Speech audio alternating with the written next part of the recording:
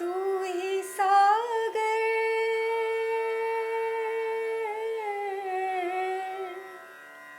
तू ही सागर है तू ही किनारा ढूंढता है तो किसका सहारा ढूंढता है तो किसका सहारा। વલ્લભભાઈ પટેલ પરનો મહાદેવભાઈ દેસાઈનો એક પત્ર છે. 6 ફેબ્રુઆરી 1931ના રોજ આનંદ ભવન અલ્હાબાદમાંથી લખાયેલો અને એનું શીર્ષક છે પંડિત મોતીલાલનો સ્વર્ગવાસ. પૂજ્ય વલ્લભભાઈ આખરે ગયા. ડોસાએ વિદાય લીધી. ડોસા એટલે પંડિત મોતીલાલ નહેરુ. 6 ફેબ્રુઆરી 1931ને દિવસે લખનૌમાં અવસાન પામ્યા. મહાદેવભાઈ લખે છે, છેલ્લે દિવસે બહુ શુદ્ધિ હતી, ખૂબ વાતો કરી, એટલે ડૉક્ટરને લાગ્યું તબિયત સુધરવા લાગી છે, એટલે લખનૌ લઈ જવાનો ઠરાવ કર્યો. બાપુની ઈચ્છા નહોતી, પણ ડૉક્ટરનો વિરોધ ન કર્યો. લખનૌમાં જોયું કે ઈલાજ કરી શકાય એવી સ્થિતિ જ નથી. જોકે ત્યાં પણ છેલ્લે દિવસે સાવધાન તો બહુ હતા. કેવી ચમત્કારની વાત છે કે આખરી રાત્રે ડોસાએ રામ નામ લીધું અને ડોસીને એટલે કે પંડિત મોતીલાલના ધર્મપત્ની સ્વરૂપ પરાની નહેરુને કહ્યું કે ગાયત્રી જિંદગીભર ભૂલી ગયો હતો તે આજ યાદ આવે છે. આ કહ્યા પછી 4 કલાકે ઉઠી ગયા. લોકમાન્ય અસહકારના આરંભને દિવસે ગયા. ડોસા સપ્રુ એટલે કે સર તેજ બહાદુર સપ્રુ, સુપ્રસિદ્ધ કાયદાશાસ્ત્રી, બંધારણીય બાબતને લગતી વાતચીતો કરનારા, એ ડૉક્ટર સપ્રુ સાથેની મહત્વની વાતચીતના આરંભને દિવસે ગયા. બાપુએ કહ્યું કે ભગવાન મારી કઠણ કસોટી કરી રહ્યો છે. રાત્રે ગંગા કિનારે પ્રયાગમાં હજારો માણસોની આગળ બાપુએ સુંદર ભાષણ આપ્યું. જે ટોળા ઘોંઘાટ કરવા લાગ્યા હતા તે બાપુ ઉઠવાની સાથે અપાર શાંતિ રાખીને બેસી ગયા. જવાહરલાલની હિંમત અને ધીરજના વખાણ કરીએ એટલા ઓછા છે.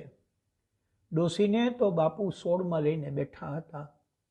એમને આશ્વાસનની ખાતર થોડા દિવસ માટે બાપુની હાજરીની જરૂર હોય. હાલ તુરત બાપુને ઈરાદે ઓછામાં ઓછા 4 દિવસ હું અહીં રોકાવાનો છું. ત્યાં સુધી જવાહરલાલ સ્વસ્થ થયા હશે એટલે એમને પૂછશે કે કોંગ્રેસ કારોબારીની બેઠક ક્યાં રાખવી છે અને તે પ્રમાણે રાખીશું. સપ્રુ આજે 10 વાગે પહોંચે છે. પછી શું થાય તેની ખબર મને પડશે તે તમને જણાવીશ. મહાદેવના પ્રણામ.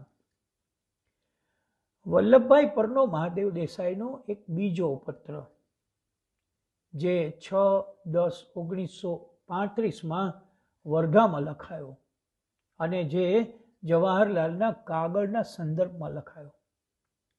પૂજ્ય વલ્લભભાઈ, જવાહરલાલના સ્વિટ્ઝરલેન્ડથી કાગળો આવ્યા કરે છે. તેમાં ઘણું ખરું શ્રી કમલા નહેરુની બીમારી વિશે હોય છે, પણ એ કાગળ બહુ મહત્વનો આવ્યો છે.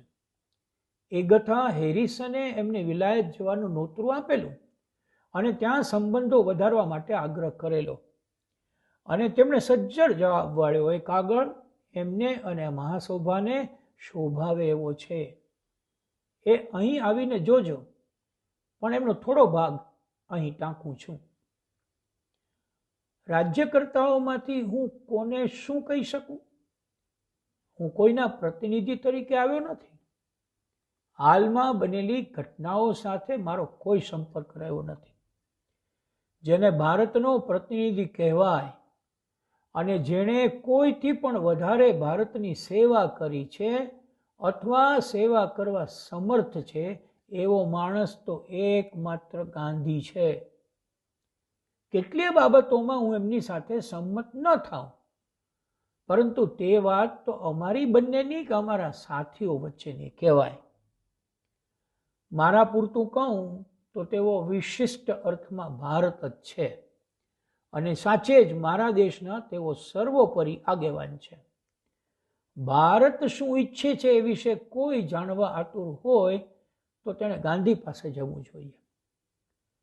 પરંતુ બ્રિટનની સરકારે તેમને જાણી બૂજીને અવમાનના કે અવગણવાના ચાળા કર્યા છે. તેમને કે ભારતને વળગે છે ત્યાં સુધી આ વાતની અમે દરકાર કરી નથી. તે છતાં અમારા વાલા નેતા સાથે આવો વ્યવહાર ઘણા ભૂલશે નહીં હો, કારણ કે એમનું અપમાન તેઓ ભારતના અપમાન સમૂહ લેખે છે. પરંતુ જો ગાંધીનું એવું અપમાન થતું હોય તો અમારી સાથે વાત કરવાનો પ્રશ્ન જ ઊભો થતો નથી.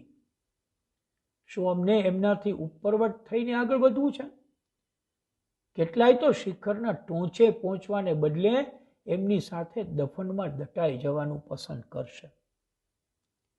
આ બધું વાંચીને અહીંના કહેવાતા સોશિયલિસ્ટો સળગી ઉઠે છે, પણ એમને કાગળથી ચોખ્ખું દેખાય છે કે એ અને આ કહેવાતા સોશિયાલિસ્ટો વચ્ચે આસમાન જમીનનું અંતર છે. એ લોકોનું ભેગું ન ચાલી શકે. તમારો પ્રવાસ સફળ થયો હશે તેવી આશા છે. 9મીએ નીકળો તે પહેલાં આ પહોંચશે એવી આશા પણ રાખું છું. મહાદેવના પ્રણામ. 2 પત્રો આપણે સાંભળ્યા. પુસ્તકનું શીર્ષક છે બાપુ, સરદાર અને મહાદેવભાઈ. જે પુસ્તકના કોપીરાઇટ્સ મણિબેન વલ્લભભાઈ પટેલના છે. તે 1977માં નવજીવન પ્રેસ અમદાવાદમાં છપાયેલું પુસ્તક લાંબા સમયથી વંચાતું રહ્યું છે.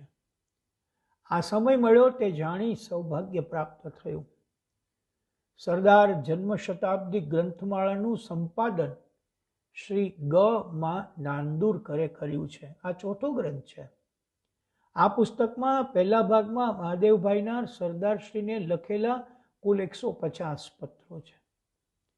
બીજા ભાગમાં સરદારશ્રીએ મહાદેવભાઈને લખેલા 28 પત્રો છે. અને ત્રીજા ભાગમાં સરદારશ્રીએ પૂજ્ય બાપુને લખેલા 64 પત્રો છે. તો ચોથા ભાગમાં બાપુના દેહોત્સર્ગ પછી લખાયેલા કુલ 12 પત્રો છે. આમાં ચોથો ગ્રંથ 254 પત્રોને 365 પાનામાં સમાવી લે છે. આ એક ઐતિહાસિક ગ્રંથ છે અને ઘણા સંશોધકો એનું ઊંડાણથી અભ્યાસ કર્યાનું મારી જાણમાં છે. આ પેઢીની બહુ મોટી દેણ એ છે કે તેઓનું દસ્તાવેજીકરણ અદ્ભુત છે.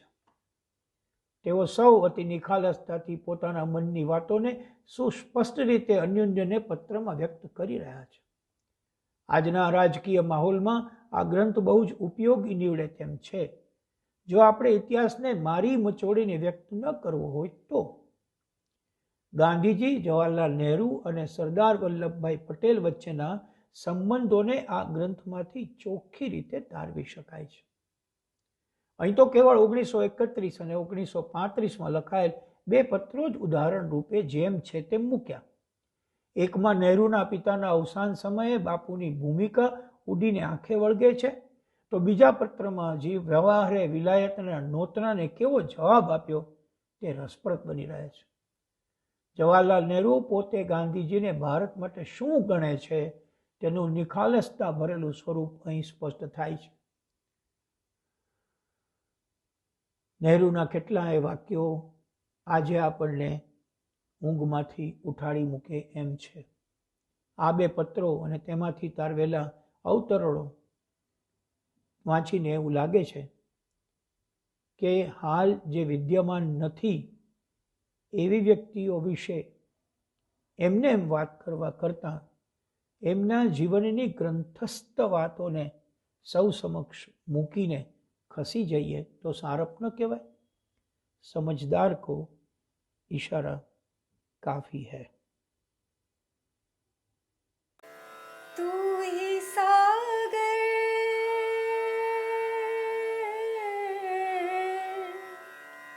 तू ही सागर है तू ही किनारा